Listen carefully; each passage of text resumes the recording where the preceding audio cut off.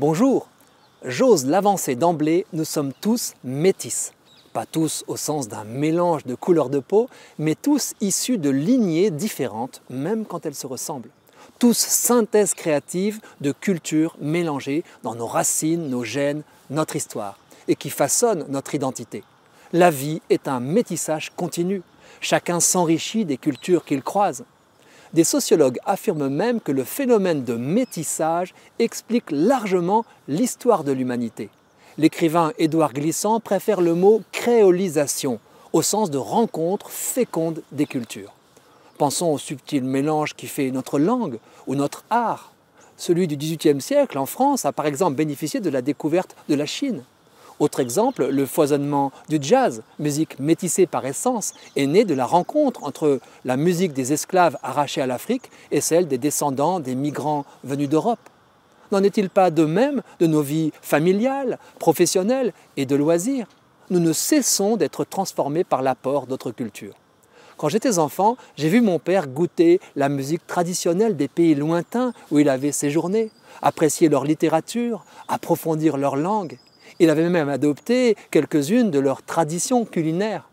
À propos, le thé ou le café, boissons devenues traditionnelles chez nous, ne sont-elles pas le fruit d'un métissage culturel avec ces plantes exotiques?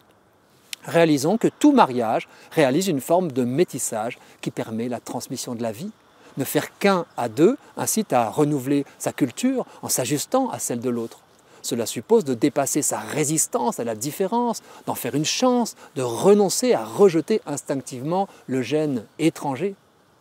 Savez-vous que les anthropologues ont noté que certaines tribus d'Amazonie avaient deux groupes de mots distincts pour décrire les êtres? Le premier, champ sémantique, réunit les personnes de son sang, parents, fratries, cousins, etc., les animaux domestiques et les plantes du potager. Ces légumes, ces bêtes et ces gens appartiennent au monde des familiers.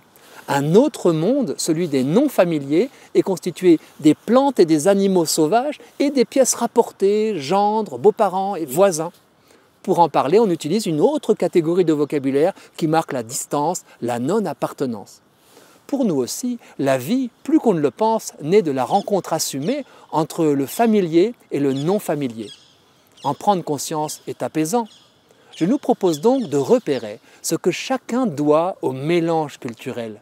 Il ne s'agit surtout pas de récuser la valeur de l'héritage et de l'enracinement, ni de prôner la globalisation ou l'invasion. Reconnaître la valeur historique et personnelle de notre métissage peut nous aider à mieux nous situer dans la famille humaine, en héritier des multiples assemblages qui fondent notre identité. Un métissage bien dosé nous révèle en évolution plutôt qu'en dissolution. Bref, je propose que chacun note, disons, 5 traces concrètes de métissage culturel qui marquent sa vie quotidienne. L'exercice est valable pour tous, que nous soyons ou pas descendants des Gallo-Romains. Vous savez, ces métis qui nous ont précédés.